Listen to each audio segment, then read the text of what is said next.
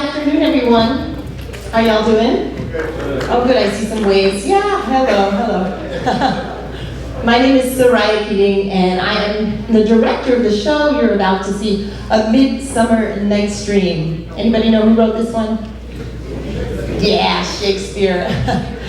So we are blessed to have Professor Judy Green with us, who told me to tell you all that she's a retired professor at San Francisco State. Yeah, and she likes to hang around prisons. And she said to say that too. And she's one of the most amazing scholars I have ever met. Whenever I have a question, Judy has more than one answer. So thank you for bringing all your wisdom to the Shakespeare group over the years. So Judy's going to talk a little bit about the show you're going to see. And in about 10 minutes, we'll get started with the show. There'll be one brief intermission. The show's about 2 hours. We'll have about a 5-minute intermission. And hope you guys enjoy the show. So let's welcome Judy Green.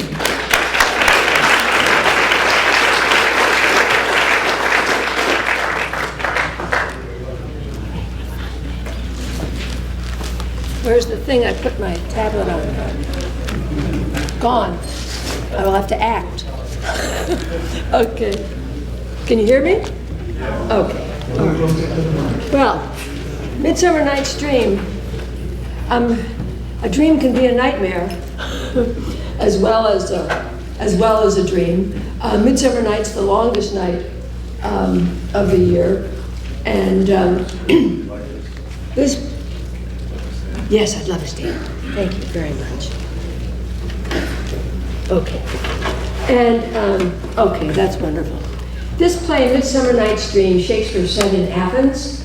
And Athens is a place of nobility and reason, and it's all way in the past, and you can tell a lot of lies about what happened in Athens, and nobody can catch you on them.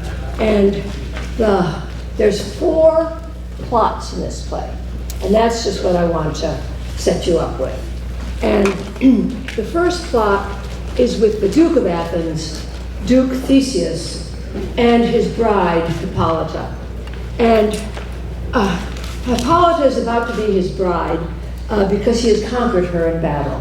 She is an Amazon. And this is played differently in many, many performances. That I've never seen. The Duke practically has to carry Hippolyta into matrimony, kicking and screaming. She's his booty in a way. 2, they're having fallen in love with each other. But because of the circumstances of this marriage, it's not dramatized as a passionate relationship. The Duke would be considered the epitome of reason, and Hippolyta would be also very queenly, and whether she agrees to this marriage or not is obviously not head over heels in love with her conqueror. Now, they're waiting for their wedding, and that's 4 days into the future. And so they have to pass the time.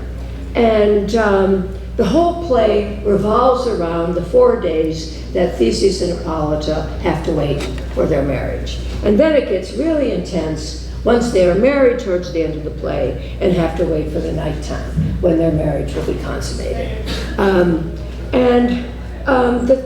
So that's plot number 1. Plot number 2 is that there are 2 pairs of lovers.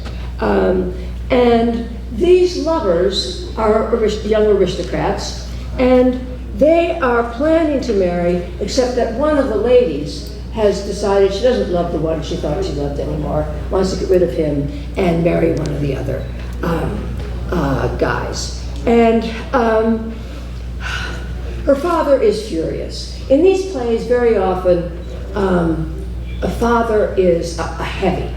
And in these romantic comedies of Shakespeare's, characters fall in love, they want to get on with it, but some things prevent the consummation of their marriage, something, or impedes the course of true love. That's pretty typical of these plays. So his daughter Hermia wants to marry somebody else. Her father is absolutely furious, and there's a lot. And they all the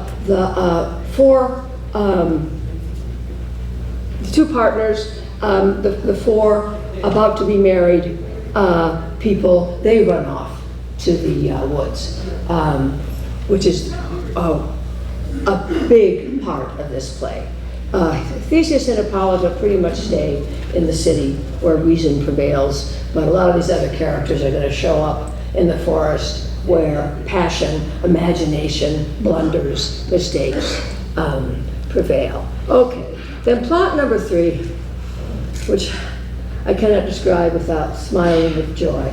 Plot number 3 are the craftsman clowns in the play. And they're involved. These are what are called rude mechanicals. In Shakespeare's hierarchy, if you work with your hands, you don't have a brain. And this is just, traditional stuff.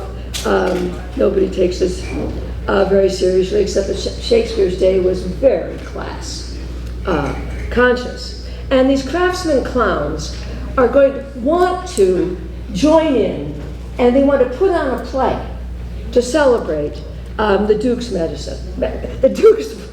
wedding, while he whiles away the time. And that play is going to be between the Duke's wedding and nightfall. So they want to put on a play, but they don't understand what a play is. What they don't understand in the play is any concepts. What they understand is things of the senses. But don't be surprised if the characters that understand the world of the senses are not only funnier than, but wiser than the characters who think in abstract terms or live a life devoted to reason. And then there's a fourth plot. And the fourth plot has to do with Titania and Oberon. And Titania and Oberon are supernatural figures that live in the forest. They are the irrational, the wonder, the nighttime of us. And they have had a quarrel. They are unbelievably petty. And under their physical beauty, they're unbelievably ugly.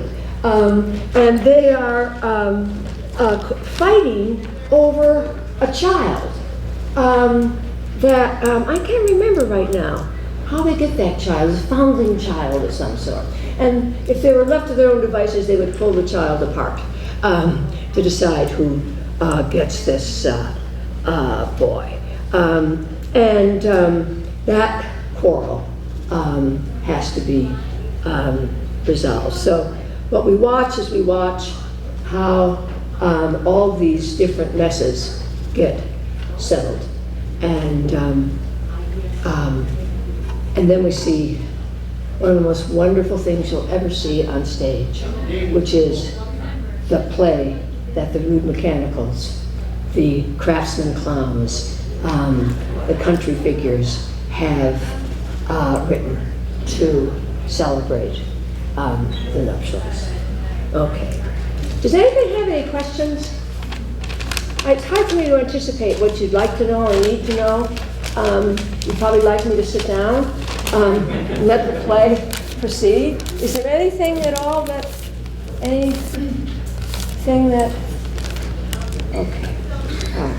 Well, I think everything will become clear when our good actors make it.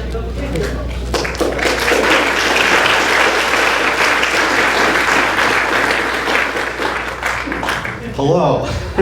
Thank you for your patience. My name is Steve Emmerich. I coordinate the Arts and Corrections program here. We bring in several other programs as well as the Shakespeare performance you're going to see today. As most of you know, we had some complications last week for the scheduled performance, so thank you for coming back. A I'll do a few introductions. There's some people I'd like to acknowledge and thank that makes this happen. So I'd like to welcome all of our guests from the outside and all of you from the Education Department attending. I'd like to give special thanks to Warden Wong and his staff for their support of this program and thinking outside the box, allowing a donkey head and many other props that are not part of the day-to-day operation of a state prison. I would like to thank Chaplain Curry for the use of this space and for this event. We have wonderful chairs this year, and it's a great space, you can see. I would like to acknowledge the support of Ted Roberts, the principal of education, and all his staff for their enthusiastic support of the men and this program. I'd like to give special thanks to Soraya for her dedication and commitment to this program. She comes in every week to instruct, guide, and direct these men to perfect the wonderful performance you're about to see today. I'd like to say thank you to Leslie and Bob Currier and to the Marin Shakespeare Company for the continued support of this program, and special thanks to Linnea George for her participation in this project. Nobel laureate Nelson Mandela, who spent 26 years in prison, said, "It never hurts to think too highly of a person. Often they become ennobled and act better because of it." The performance you're about to see personifies Mandela's words and is an excellent example of what rehabilitation is all about. These men have found their ennobled selves because of programs and individuals like Soraya and other artists giving their time and pushing men to give their best. The Dalai Lama says, "With realization of one's own potential and self-confidence in one's ability, one can build a better world." Men involved in these programs are going to go out and help make that better world. And today, we will experience the magic and power of the arts. Thank you for coming.